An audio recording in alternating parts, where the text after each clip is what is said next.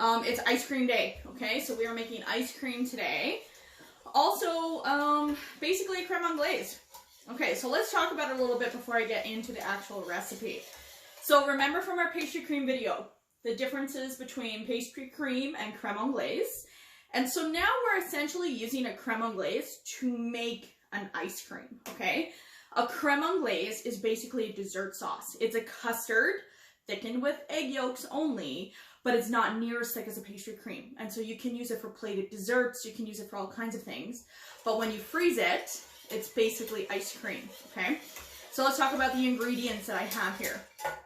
In my pot, I'm currently heating up cream and milk and sugar and glucose. Over here, I have my egg yolks. And right here, I have a little bit of cornstarch and milk. So now this recipe I'm using is from this book right here. All right. Hello, my name is Ice Cream. This is one of my all-time favorite ice cream books. It has all of the science behind ice cream, all the stuff I nerd out on, but I absolutely love it. And so this recipe is coming from this book, okay? This recipe that we're doing, so it's basically kind of like a blank slate ice cream, this part that I'm doing right now, but then you can add whatever kind of flavor you want in it, okay? This one that I'm doing right now is going to be a cold pressed coffee ice cream. So later, when this base here is cooled down, I'm going to infuse whole coffee beans into it overnight before I churn the ice cream. And I'll talk about churning and stuff in a minute, okay? All right, let's get into it. So I am heating up 2 parts whole milk, 1 part cream. If you used all heavy cream in ice cream, it would just be way too dense and rich, really. So it's like 400 grams of milk to 200 grams of cream. I have my sugar in here as well as glucose. Now, glucose is an invert sugar. This particular one here I bought at Bulk Barn or Michael's. It's basically corn syrup. So in a regular grocery store, you can see like the light corn syrup or golden corn syrup, like the Crown brand. This would be the light one, the one that's clear.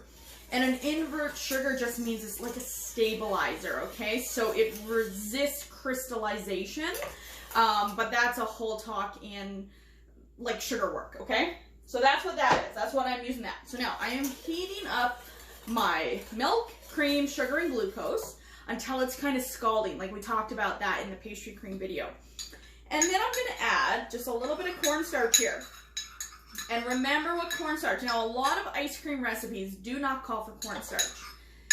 In this book, The Science Behind Ice Cream Making, the cornstarch is added as a texture agent, okay? And it's just going to give it a better mouthfeel and I'll make it a little bit more stable. So once my milk is at that scalding stage, I'm going to add my cornstarch mixture. And then I'm going to bring it back up to the scalding stage. Now this is not a lot of cornstarch in here, so it's not going to get thick like pastry cream whatsoever. It's just a little bit for the mouthfeel of the ice cream, the texture of it, okay? So I'm just going to bring it right back to the scalding stage before I start to temper it into my yolks. And now, what does tempering mean again? I just want to bring my yolks to the same temperature as my heated cream and milk, because if not, what's going to happen to those yolks? They're going to scramble, right? If I dump my yolks into here or vice versa all in one shot, it's going to shock them and it's going to scramble those yolks. So I'm not using any whole eggs in this recipe. It's just egg yolks. All right, so now my cream and milk mixture is ready. I'm going to turn it off the heat and I'm going to switch it around so I can stir with my right hand. Let me get a heat pad. All right, so I'm just going to take my hot liquid off. I'm just going to mix up my egg yolks a little bit here. And now I'm going to slowly start to stream this into my yolks. I'm going to use a ladle to do that. A little bit at a time, so I'm not shocking those yolks.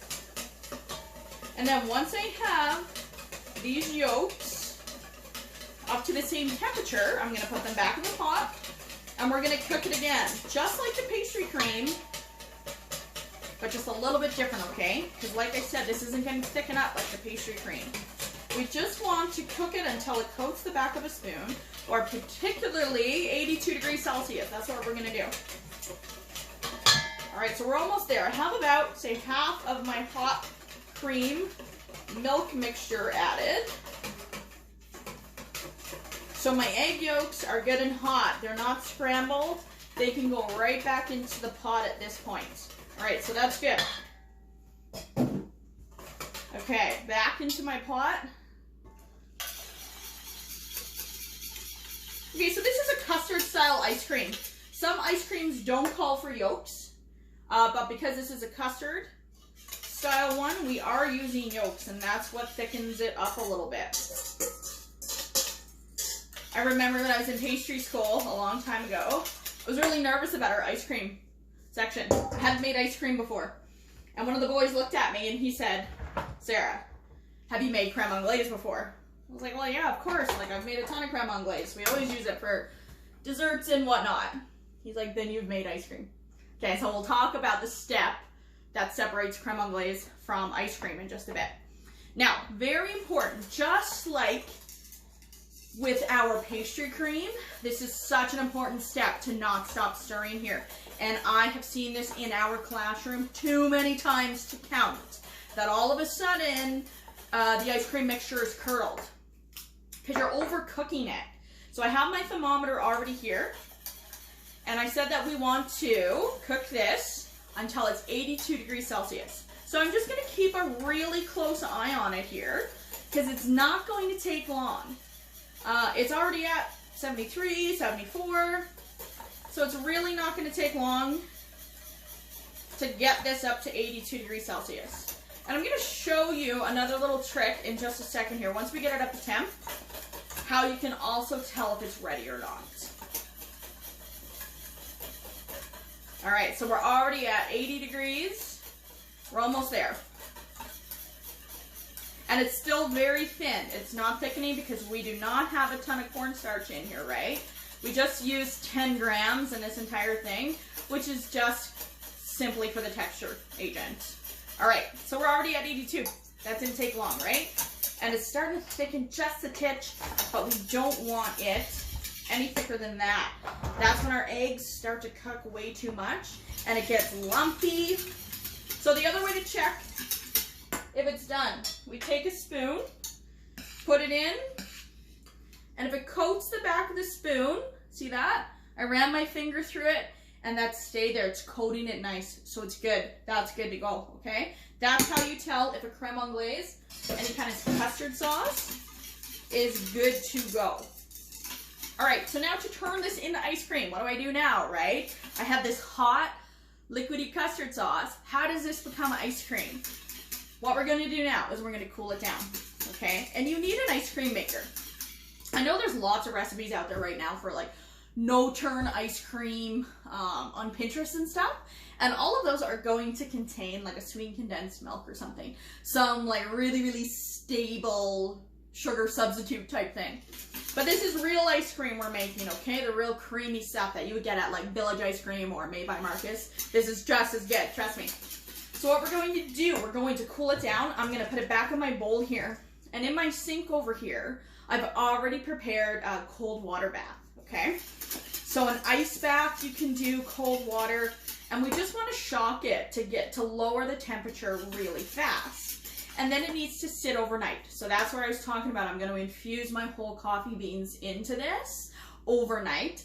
And the reason I'm using whole coffee beans is because they're not gonna change the color. It's still gonna be a really nice creamy white ice cream, but taste how coffee smells. It's amazing. Even my 7-year-old son loves it. It's so good. Okay, so let's talk about our ice cream machine for a second, all right? So this is the attachment for any KitchenAid. You can get, at the school we have like plug-in Cuisinart ones. This is just the one I have at home. Basically, this is like a freezer pack. You know those freezer packs that you will put in your lunch, or if you're going camping and you're putting them in a cooler or something? It's double walled and it contains a liquid in here that we're gonna freeze overnight as well. So while our custard base is cooling in the refrigerator overnight, this is going to be freezing overnight. And then you just put this bowl onto your KitchenAid. It fits, I think, like almost any of them. They're universal kind of thing. You pour your custard base in here, and like with a paddle attachment, not the normal paddle attachment, the one that comes with this, it rotates and it churns it. So that's what I mean by churning. So the reason we do that is it freezes it faster as opposed to just throwing it in the freezer. And it creates a much smaller crystal. So that's where you get a really smooth, velvety ice cream, okay? If I took this custard base and I threw it in the freezer right now, like just in a pan, it's just gonna shock it. And our liquid crystals are gonna be huge. And it's gonna taste grainy, and it's not gonna be smooth whatsoever. So if we freeze it really fast by moving those crystals around, the smaller the crystals are. So the smaller the crystals are, the smoother and more velvety the ice cream is going to be in your mouth. So it's gonna have a much better mouthfeel, all right? So that's how that works. So into my bowl, I like to strain it, sometimes a couple of times, but I always strain it before I put it into my ice cream maker. And while I will have coffee beans in it, that will need to be strained out. But either way, even if this were a plain vanilla ice cream, I strain it before I put it into my ice cream maker the next day. Now, this needs to sit in the cold water until it comes down to about 50 degrees Fahrenheit, which is like, say, room temperature. You want to cool it down to room temperature, and then we're going to cover it in plastic wrap the same way we covered our pastry cream, so that it is touching it, so that it doesn't get that film on the top again, all right? So step one, cooling it down to room temperature in cold water in my sink, and you just want to make sure the cold water is coming up so it's covering it, right? You don't want any water to get in here, but you want to make sure the cold water and ice bath surround this bowl, so that way the surface area of it, so it cools it all the way, right? So we're going to cool it down to room temperature. I'm going to add my coffee beans when it's cold, because if I add them when it's hot, the heat actually changes the acidity of a coffee, but that's a whole other conversation. We're not talking about coffee right now, we're talking about ice cream. So I'm going to add my coffee beans once it's cooled, and then I'm going to wrap it up so it's touching into a shallow dish again, into the cooler overnight, and then tomorrow I'm going to churn it, all right? So ice cream, it's actually not as hard as you may think, right? People get a little bit intimidated by ice cream, but as long as you have a proper ice cream maker and you're doing the right temperature, don't overcook it, don't curdle your eggs, that kind of thing, it's not as hard as you may think, all right? So that's our creme anglaise turned into an ice cream. At this point, actually, right now, it's a creme anglaise. If you cool this down, you can use this as a dessert sauce. It's delicious, it's creamy, add some vanilla bean to it, and you have a beautiful vanilla creme anglaise. You can add chocolate to it and make a chocolate ice cream, all of those kinds of things. But that is how we get from a creme anglaise to an ice cream, all right, by the churning process, freezing it. That is about it, all right. So there's going to be, you know, your questionnaire to fill out about this, and then we're going to be moving right into our pies and pastries. And all of these sections kind of tie in together, because you could absolutely use this to plate a nice pastry dessert, right? All right, so that's about it, guys. That is how we make ice cream. I will post a little video of it churning tomorrow, and then the final product after that, because once it's churned, you need to put it into a container and then freeze it overnight again. So ice cream is like a 3-day process. It doesn't take that long to do, like this entire video isn't that long, but it is a 3-day process, all right? So I will post a little video of it churning tomorrow, and then the final product of it the following day, all right? So that's it. That's our ice cream for today, and I will see you guys back here with another video very soon. Thanks. Bye, guys.